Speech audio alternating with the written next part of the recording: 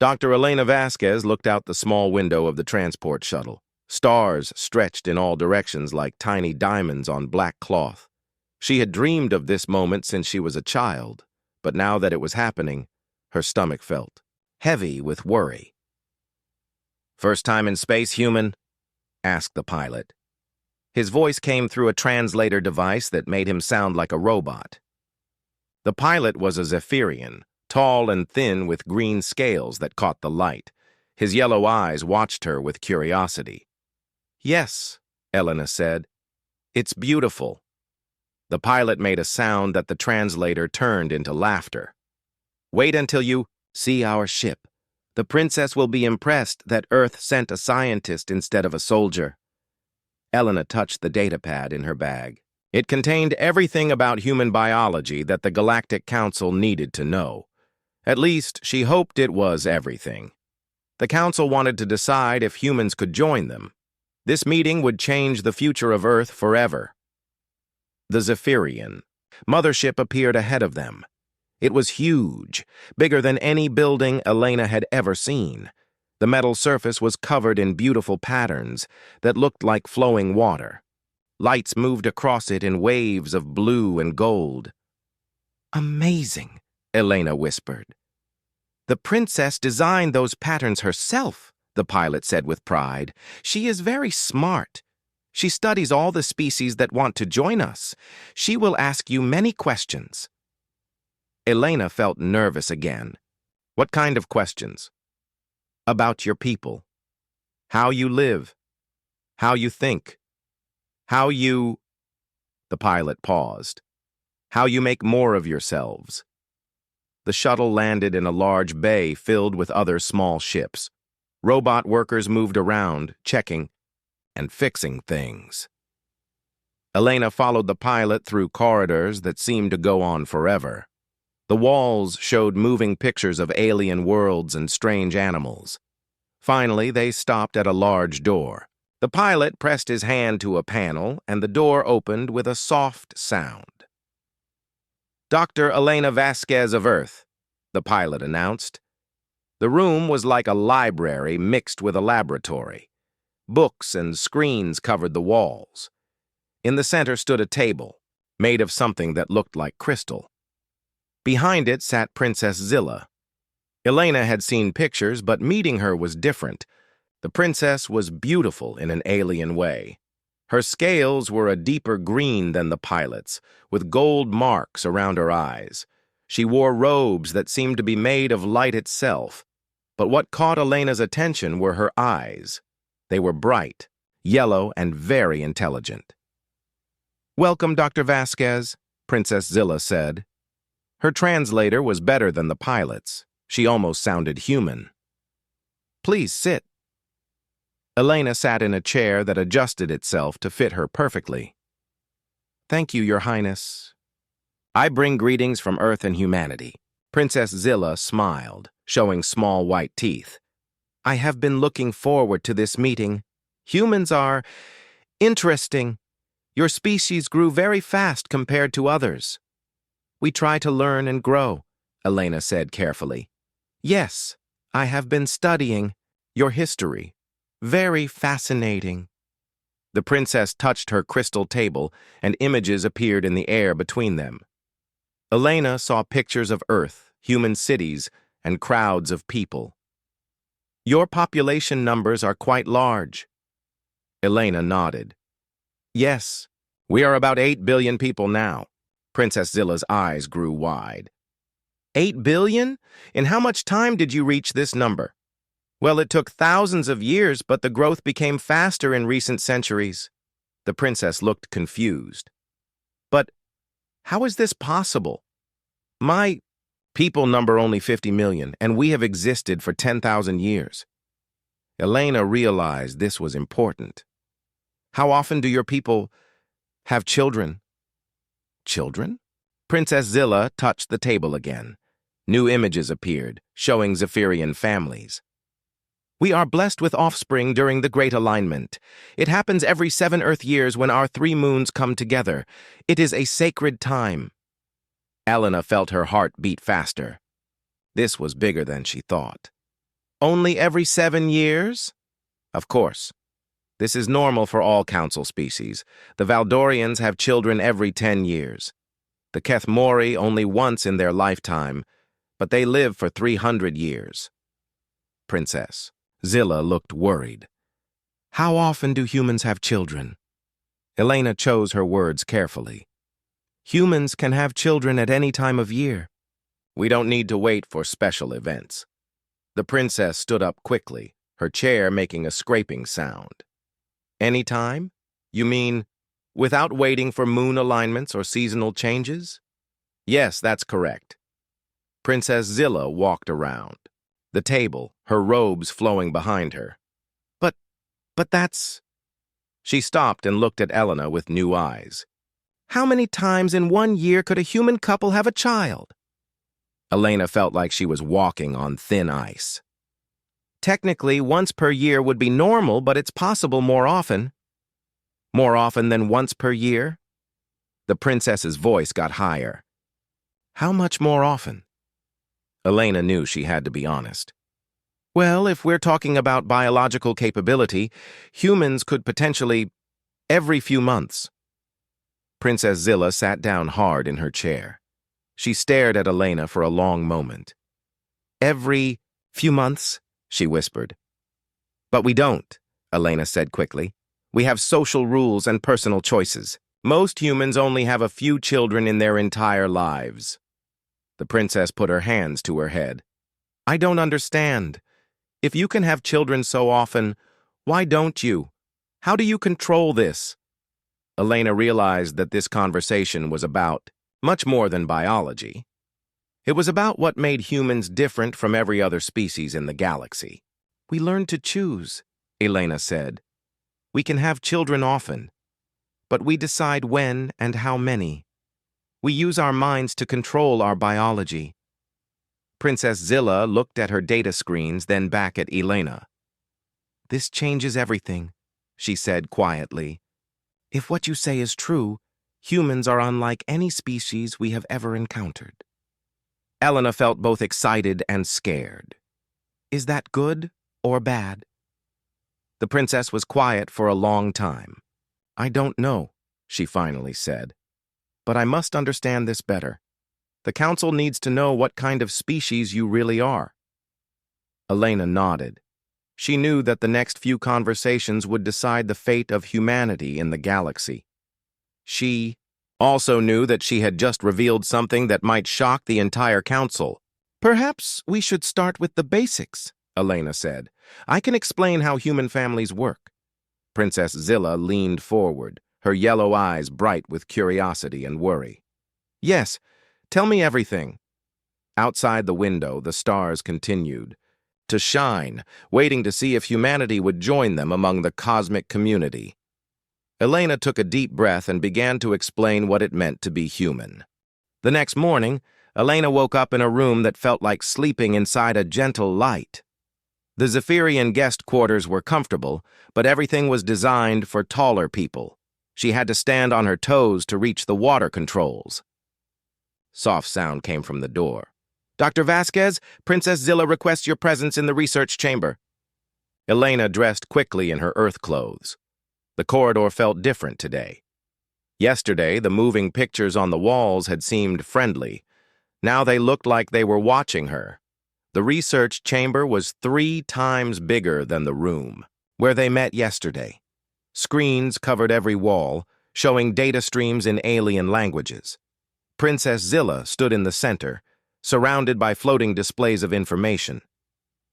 Good morning, Dr. Vasquez, the princess said.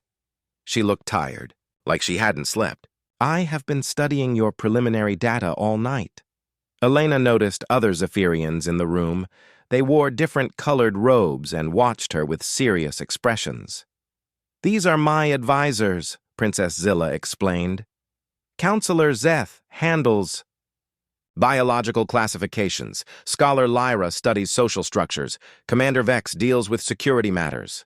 Elena felt nervous. Security matters? Commander Vex stepped forward. He was larger than the others, with darker scales and scars on his arms. Every new species must be evaluated for potential threats, Dr. Vasquez. Your reproductive capabilities are concerning. Concerning how? Elena asked. Princess Zilla touched her crystal controls. New images appeared in the air. Please sit, Dr. Vasquez. We have many questions. Elena sat in the adjusting chair again. The advisors arranged themselves around her like judges in a court. Scholar Lyra spoke first. Her voice was soft but serious. Dr. Vasquez, you said humans can reproduce multiple times per year. What prevents your species from unlimited population growth? Elena thought carefully. We have developed social systems, education, career goals, economic planning. Most humans choose to have only 2 or 3 children. Choose? Counselor Zeth made notes on a floating screen. You mean conscious decision-making overrides biological drives? Yes, exactly. Commander Vex crossed his arms. But what happens when those social controls fail? What stops humans from reproducing uncontrollably? Elena felt the weight of his question. Well, sometimes in history, populations did grow quickly. But we learned from those experiences. We developed better planning methods. Princess Zilla pulled up images of Earth from space. Your planet shows signs of resource stress, deforestation, pollution, climate changes. Are these connected to your population growth? Some of it, yes, Elena admitted. But we're working to fix those problems. We're learning to live more efficiently. The advisors exchanged looks. Counselor Zeth wrote more notes. Dr. Vasquez. Scholar Lyra continued, in the Council's experience, species with high reproductive rates tend to be less developed intellectually. They focus on survival rather than advancement. Elena felt her face get hot. That's not true for humans. Our reproductive ability actually helped us develop faster. How? Princess Zilla asked. Elena stood up, feeling passionate about her people. Because we could recover quickly from disasters. Ice ages, diseases, natural disasters, they all tried to wipe us out.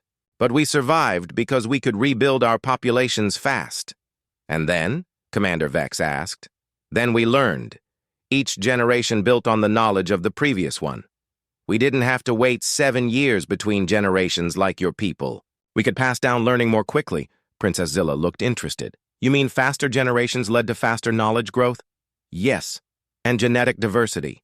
With more children being born regularly, we developed immunity to diseases faster. We adapted to different environments quicker. Counselor Zeth stopped writing. But other council species achieved great civilizations with limited reproduction. The Valdorians built starships. The Kethemori developed quantum mathematics. Elena felt frustrated. And how long did that take them? The Valdorians needed 8,000 years to reach space travel, Scholar Lyra said. Humans did it in a few hundred years once we started trying seriously, Elena replied. The room became quiet. The advisors looked at each other with worried expressions. Commander Vex stood up. Princess, may I speak with you privately? Princess Zilla nodded. Dr. Vasquez, please wait here. We will return shortly. The Zephyrians left Elena alone in the research chamber. She could hear them talking, in the next room. But the translator couldn't make out their words. She studied the data screens around her, trying to understand their language. One screen showed lists of council species with numbers next to them. Elena realized these were population counts. The highest number was 57 million for the Valdorians. The lowest was 2 million for the Kethemori. Another screen showed symbols next to species names. Green circles, yellow triangles, red squares. Elena noticed that species with higher reproduction rates had red squares. Her heart sank. Red probably meant dangerous or rejected. The Zephyrians returned after 20 minutes. Princess Zilla looked upset. The advisors stood behind her with serious faces. Dr. Vasquez, Princess Zilla began slowly, my advisors have concerns about humanity's council membership. Elena felt cold. What kind of concerns? Commander Vex stepped forward. In Council history, 3 species were rejected for membership due to high reproductive rates. All 3 later became aggressive, conquering their neighbors when their populations grew too large. But humans aren't aggressive, Elena protested. Not yet, Scholar Lyra said quietly. But population pressure creates military expansion. It's a pattern we've seen before. Elena looked at Princess Zilla. You don't believe that, do you? The princess looked sad. I want to believe your people are different, Dr. Vasquez. But the evidence is concerning. Rapid reproduction, resource stress on your planet, and your recent development of space travel, it follows the dangerous pattern. Elena felt panic rising in her chest. What does this mean? Counselor Zeth consulted his notes. The preliminary recommendation will be to classify humans as a potential threat species. This means no council membership and no access to galactic technology. You're cutting us off? Elena asked. It's not personal, Commander Vex said. It's protection for existing council members. Elena stood up quickly. But you don't understand. You're looking at this completely wrong. Princess Zilla raised her hand. Dr. Vasquez, please explain. Elena took a deep breath. You think our reproductive ability makes us dangerous, but it's actually what makes us valuable. We didn't conquer because we reproduced quickly. We survived because we reproduced smartly. What do you mean? The princess asked. Elena pointed to the data screens. Every other council species nearly went extinct at least once, right? I can see it in your population data. Slow reproductive rates mean slow recovery from disasters. The advisors looked at the screens with new interest. Humans developed something no other species has, Elena continued. We combined biological flexibility with social intelligence. We can reproduce quickly when we need to rebuild, but we can also choose not to when resources are limited. Princess Zilla leaned forward. You're saying humans developed conscious control over biological drives? Exactly. And that makes us the most stable species you'll ever encounter. The room fell silent again. Elena could see the Zephyrians thinking hard about her words. Finally, Princess Zilla spoke. Dr. Vasquez, you have one more day to prove your point. Tomorrow, you will present to the full Biological Council. If you cannot convince them that humans are safe, the vote will be permanent. Elena nodded, feeling the weight of her entire species' future on her shoulders. I understand, Your Highness. I won't let humanity down.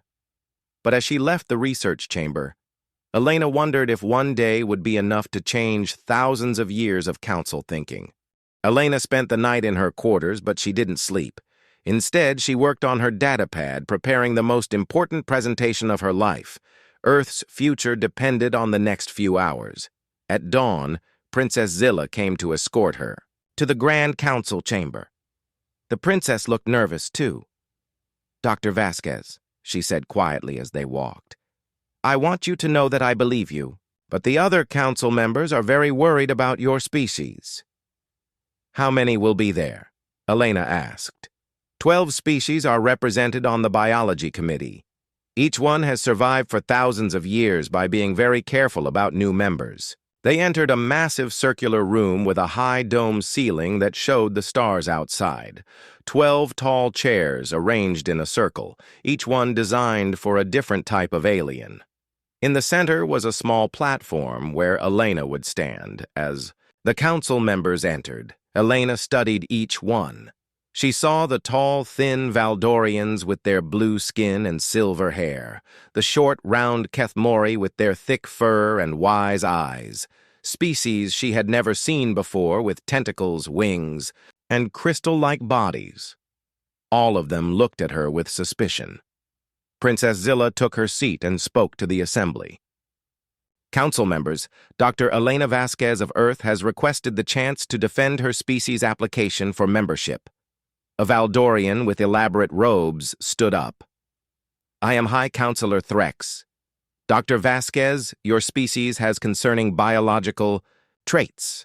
Please explain why we should ignore thousands of years of careful policy. Elena stepped onto the central platform. A holographic display system activated around her. "Honored council members," she began, "I ask you to look at human reproduction not as a weakness, but as our greatest strength." She touched her data pad. Images of early human history appeared in the air around her. 75,000 years ago, a massive volcano erupted on Earth. It nearly killed all humans. Our population dropped to just a few thousand people. The hologram showed the volcanic winter, the struggling human tribes. Any other species would have gone extinct. But humans survived because we could rebuild our population quickly. Within 2,000 years, we had spread across the entire planet. A Kethmori council member spoke up. "This proves our point. Rapid reproduction leads to territorial expansion." Elena smiled. "No, honored member. It leads to adaptation." New images appeared. Humans in different environments: Arctic, desert, jungle, mountains. Humans didn't conquer these places. We adapted to them. Our reproductive flexibility meant we could develop genetic changes quickly. Arctic humans developed resistance to cold. Desert humans learned to conserve water. Mountain humans developed stronger lungs. A crystalline being flickered with changing colors. Its translator said, "Other species adapt through technology. Why is biological adaptation better?" "Because it's faster and more permanent," Elena replied. When the Great Ice Age came 14,000 years ago, humans had already adapted to cold climates. We survived while many large animals went extinct. She showed more images: humans hunting, farming, building the first cities. But adaptation wasn't our only advantage. Our reproduction system created something even more important: genetic diversity. The hologram now showed human DNA structures, comparing them to other species. Every human is genetically unique. This diversity made us resistant to diseases that would wipe out more uniform populations. When plagues struck, some humans were always immune. High Counselor Threx looked interested, despite himself. "Your medical resistance comes from reproduction patterns?" "Exactly, and diversity led to innovation. Different human groups developed different solutions to the same problems. Then we shared those solutions." Elena showed images of early human inventions, tools, agriculture, writing, mathematics. While other species waited generations between new ideas, humans were constantly innovating. Not because we were smarter, but because we had more diverse minds working on problems. A tentacled council member spoke through its translator. "But this same diversity caused wars. Humans fight each other constantly." Elena nodded sadly. "Yes, we do fight, but we also do something no other species does. We make peace." New images appeared.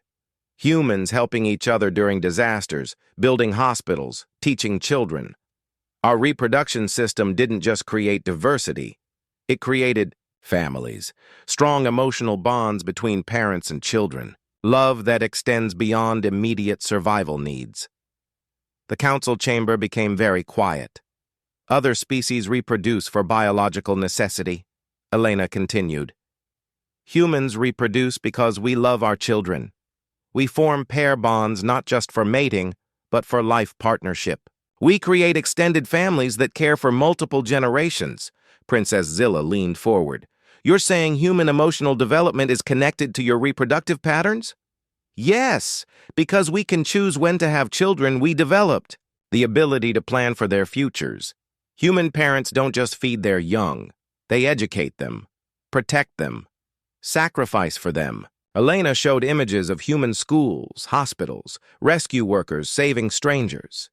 This emotional bonding created something unique: large-scale cooperation. Humans will risk their lives to save people they've never met, because we learn to extend family feelings to entire communities. A bird-like council member ruffled its feathers. "Many species cooperate. This is not unusual. But how many cooperate with strangers from different continents, different cultures? Even different beliefs? Elena asked. She showed images of international rescue efforts, medical missions, scientific collaborations. Human emotional bonding, developed through our family structures, allows us to work together on a scale no other species has achieved. We sent people to our moon, not for one nation, but for all humanity.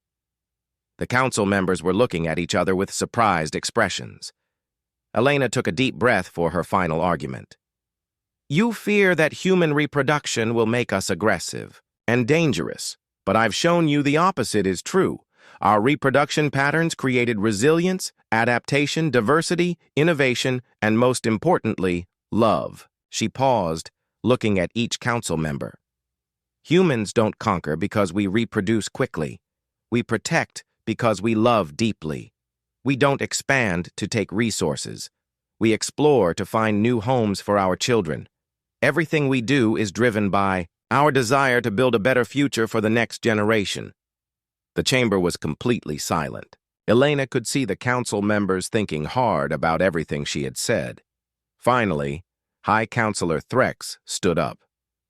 Dr. Vasquez, your presentation is compelling, but I have one final question that will determine everything.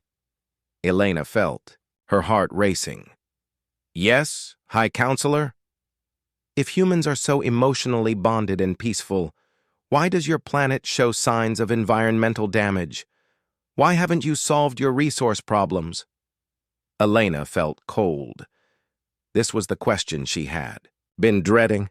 And furthermore, the High Counselor continued, if we allow humans into the Council and give you access to galactic resources, how do we know you won't repeat the same mistakes on a larger scale? All eyes in the chamber turned to Elena. The bio future of humanity hung on her next words. But for the first time since arriving, Elena smiled with confidence. High Counselor, let me tell you about human learning curves. Elena looked at High Counselor Threx with steady eyes. The entire chamber waited for her answer to the most important question of her life. High Counselor, you ask about human learning curves. Let me show you something that no other species in this council has ever achieved. She touched her datapad. New images appeared in the holographic display. Charts showing Earth's population growth over thousands of years. Look at this carefully. Human population grew slowly for most of our history. Then, about 300 years ago, it exploded rapidly. The chart showed a sharp upward curve starting around Earth's industrial age. During this time, we made many mistakes. We polluted rivers, cut down forests, and used resources without thinking about the future. High Counselor Threx nodded, grimly. Exactly our concern. But watch what happened next, Elena said. The chart continued, showing population growth slowing down in recent decades. Human population growth is now decreasing in developed countries, not because of disasters or resource shortages, but because of choice. A murmur went through the council chamber. Impossible, said the Kethamori representative. No species voluntarily reduces reproduction without external pressure. Elena smiled. Humans do. We call it the demographic transition. As our societies became more educated and wealthy, families chose to have fewer children. She showed more detailed charts from different human countries. In some of our most advanced nations, population is actually shrinking. People choose education, careers, and personal goals over large families. High Counselor Threx stood up, his silver hair glowing under the chamber lights. Dr. Vasquez, this is interesting, but it doesn't answer my question. Your planet still shows environmental damage. Elena felt her confidence wavering. Yes, but we're fixing it. Are you? Threx interrupted. Or are you just slowing down the damage while asking for access to fresh galactic resources? The other council members nodded in agreement. Elena could see her presentation falling apart. High Counselor, she began, but Threx raised his hand. Dr. Vasquez, the Zephyrian Empire once encountered a species called the Krakthons. They had similar reproductive patterns to humans. They also claimed to be learning from their mistakes. Elena felt cold dread in her stomach. We gave them access to 3 uninhabited star systems. Within 50 years, they had stripped all resources and were demanding more. When we refused, they attacked council ships. What happened to them? Elena asked quietly. They destroyed themselves fighting over the remaining resources, but not before they damaged several council worlds. The chamber was silent except for the soft humming of the air systems. I will not allow humans to repeat this pattern, Threx declared. My recommendation is immediate classification as a containment species. No galactic contact, no technology sharing, no council membership. Elena felt the weight of failure crushing down on her. High Counselor, please. The vote will be held in 1 hour, Threx announced. Unless someone can provide evidence that humans are fundamentally different from the Crackthons. As the council, members began to leave for their deliberation. Elena sank into her chair. She had failed. Earth would be cut off from the galaxy forever. Dr. Vasquez. Elena looked up to see Princess Zilla approaching. The princess looked troubled but determined. Your Highness, I'm sorry. I tried my best.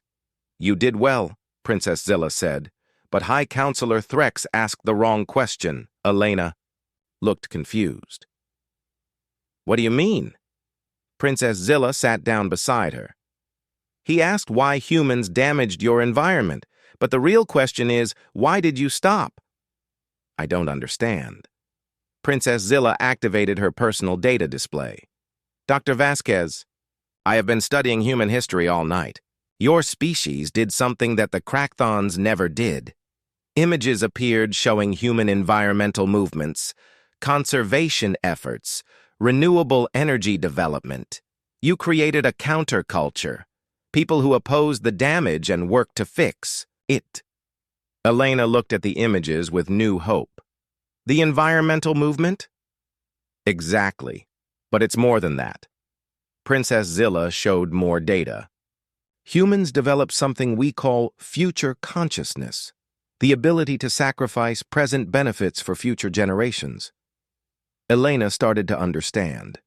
We learned to think long-term. Yes. And this connects to your reproductive biology in a way that makes humans unique. Princess Zilla stood up, her excitement growing. Dr. Vasquez, because humans can reproduce frequently but choose not to, you developed unprecedented emotional investment in individual children. Elena felt her heart racing. We love our children more because we choose to have them. Exactly. This created a new kind of thinking. Generational responsibility. Humans make decisions based not just on immediate survival, but on how those decisions will affect children not yet born.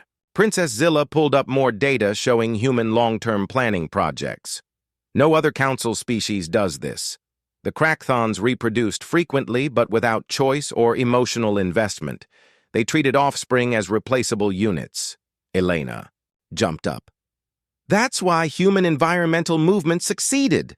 We weren't just trying to save resources, we were trying to save the future for our children. And your grandchildren. And their grandchildren. Princess Zilla agreed. This is what makes humans different from every other species. Elena started pacing excitedly. We need to show this to the council. There's one problem, Princess Zilla said sadly. High Counselor Threx will not change his mind. He lost his homeworld to the Crackthons. He sees humans and remembers that disaster. Elena felt her hope fading again. Then what can we do? Princess Zilla was quiet for a moment. Then she looked at Elena with determination. Dr. Vasquez, I am going to do something that has never been done in council history. What? I am going to invoke the right of cultural challenge. Elena had never heard of this. What does that mean? It means I will stake my position as heir to the Zephyrian throne on humanity's worthiness. If the council votes against humans, I lose my right to rule. Elena stared at her. Princess, you can't risk that for us. Princess Zilla smiled sadly. Dr. Vasquez, my people reproduce every 7 years. We think in 7-year cycles. We plan for 7-year goals. We have become stagnant. She looked out at the stars through the chamber's dome. Humans think in generational cycles spanning hundreds of years. You have something my people lost long ago, the ability to dream of futures we will never see. Elena felt tears forming in her eyes. Your Highness, my species needs to learn from yours, Princess Zilla continued. Not just reproduction patterns, but how to love the future more than the present. She turned back to Elena. If I lose my position, it will be worth it to give my people the chance to learn from humanity. Elena realized that Princess Zilla was risking everything for a species she had just met.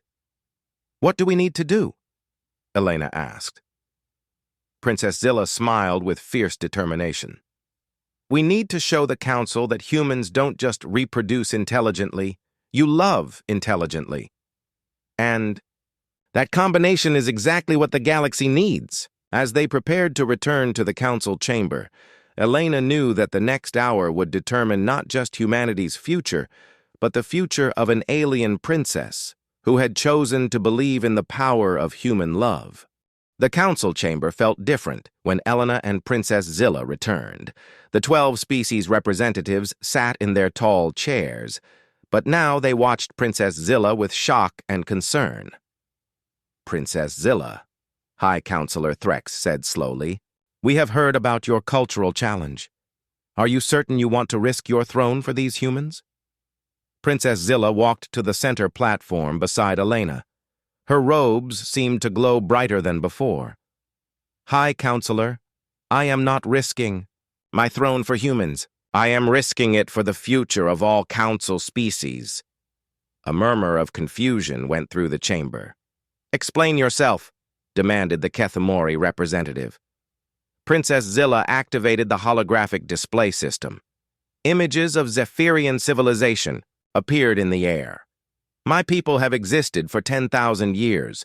We are proud of our achievements. Our cities are beautiful. Our technology is advanced. Our society is peaceful. The images showed magnificent crystal cities and elegant space ships. But we have not truly grown in 5,000 years. We have perfected what we already knew, but we have stopped learning new things. High Counselor Threx looked angry. Princess, this is not the time for criticism of Council civilizations. It is exactly the time, Princess Zilla replied firmly, because Dr. Vasquez has shown me something that could save us all. Elena stepped forward. Your Highness, what do you mean? Princess Zilla looked at Elena with grateful eyes. Dr. Vasquez, when you spoke about human generational thinking, I realized something terrible about my own people. New images appeared, charts showing technological advancement rates for different Council species. Look at these progression curves. Every Council species reaches a peak of development and then stops. We become satisfied with what we have achieved. The charts clearly showed flat lines for all species after reaching certain advancement levels. The Valdorians perfected space travel 8,000 years ago. They haven't improved it since. The Kethemori mastered quantum mathematics 6,000 years ago. They stopped exploring new mathematical concepts. Elena studied the charts with growing excitement. Your civilizations became stable but stopped innovating. Exactly. And now I know why. Princess Zilla pulled up comparison data between Council species and human development. Council species reproduce rarely. We have few children, and we treasure them as perfect beings who should preserve our existing culture. We don't encourage them to surpass us. The Kethemori representative spoke up. We create stable societies. This is good. Stable, yes. But not growing, Princess Zilla replied. Humans reproduce differently. They have many children, and they expect each generation to do better than the previous one. Elena felt understanding dawn on her. We don't just love our children. We challenge them to exceed us. Yes, human parents sacrifice their own comfort to give children better education, better opportunities, better tools than they had. This creates constant upward pressure for improvement. High Counselor Threx looked skeptical. This proves humans are unstable and aggressive. No, Princess Zilla said firmly. It proves they are evolutionary geniuses. She pulled up new data, comparing human technological progress to council species. Humans went from basic tool use to space travel in 12,000 years. The fastest council species took 40,000 years. The chamber became very quiet. But more importantly, Princess Zilla continued, humans are the only species that has ever shown the ability to consciously control their own evolution. Elena saw where this was going. You mean the demographic transition? Exactly. When humans reached sufficient development, they voluntarily reduced their reproduction rates. They chose quality over quantity. No other species has ever demonstrated this level of evolutionary wisdom. The crystalline council member flickered rapidly. You suggest humans have achieved perfect balance? Princess Zilla smiled. I suggest they have achieved something we thought was impossible. The ability to consciously direct their own development based on long-term planning. Elena stepped forward with new confidence. Council members, Princess Zilla is right. Humans learned to use our reproductive flexibility as a tool, not just a biological drive. She activated her own data display. When we needed rapid population growth to survive disasters, we reproduced quickly. When we needed to focus on quality and sustainability, we chose fewer children and invested more in each one. High Counselor Threx stood up. Dr. Vasquez, this is an interesting theory, but how does it address the resource damage on your planet? Elena smiled. High Counselor, it explains everything. The environmental damage happened when humans were still learning. But once we understood the consequences, we changed our behavior. She showed data about renewable energy growth, conservation efforts, and pollution reduction. Human environmental recovery is accelerating because we treat it as a generational responsibility. We're not just fixing problems for ourselves. We're building a better world for children who haven't been born yet. Princess Zilla added, and this is what makes humans unique. They can think beyond their own lifespans and make sacrifices for future generations they will never meet. The council members looked at each other with new understanding. The bird-like representative spoke up. Princess Zilla, if you are correct, then humans represent a new type of evolutionary development. Exactly. Conscious evolution guided by love and long-term thinking. High Counselor Threx was quiet for a long moment. Then he looked directly at Elena. Dr. Vasquez, if we accept your species into the council, what guarantee do we have that you won't repeat the mistakes of the Crackthons? Elena met his gaze steadily. High Counselor, we can't give you guarantees, but we can give you something better. Partnership. What do you mean? Elena looked around the chamber. Every species here has achieved stability but stopped growing. Humans have learned to grow consciously. Together, we could achieve something neither group could do alone. Princess Zilla stepped beside Elena. Controlled innovation, guided by wisdom and love. Humans could learn stability from council species, Elena continued. Council species could learn conscious growth from humans. High Counselor Threx looked at the other council members. Elena could see them thinking hard about this new possibility. Finally, Threx spoke. Princess Zilla, your cultural challenge forces us to vote not just on human membership, but on your fitness to rule. I understand, High Counselor. If we accept humans, it means we believe your judgment is sound and you keep your throne. If we reject them, you lose your position. Princess Zilla lifted her chin proudly. I accept those terms. Threx looked around the chamber. All in favor of accepting humans into the Galactic Council? Elena held her breath as hands, tentacles, wings, and claws rose around the chamber. One by one, every council member voted yes. High Counselor Threx smiled for the first time since Elena had met him. Welcome to the Galactic Council, Dr. Vasquez. And congratulations, Princess Zila, on your continued position as heir. Elena felt tears of joy streaming down her face. Princess Zila put a gentle hand on her shoulder. Dr. Vasquez, I have a proposal for you. Yes, Your Highness? I would like you to become the first director of the new Interspecies Development Institute. We have much to learn from each other. Elena looked around the chamber at the representatives of 12 different worlds, all now allies instead of judges. Your Highness, I would be honored. As the council session ended, Elena realized that humanity had not just gained membership in a galactic community. They had helped create a new model for conscious evolution that would benefit every species in the galaxy. Princess Zila had been right. This wasn't just about humans joining the council. It was about the council learning to grow again.